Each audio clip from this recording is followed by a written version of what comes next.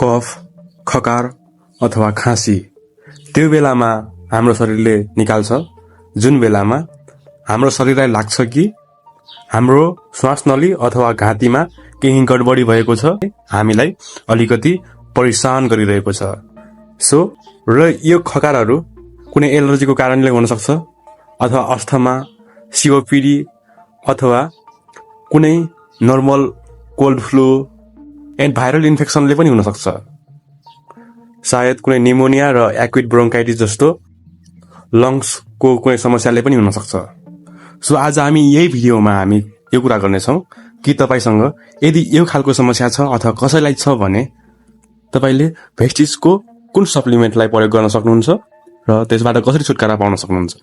So हाम्रो पहिलो नम्बरमा रहेको छ निम। यसलाई हामीले खानापछि दिनमा 2 पटक खान सक्छौं।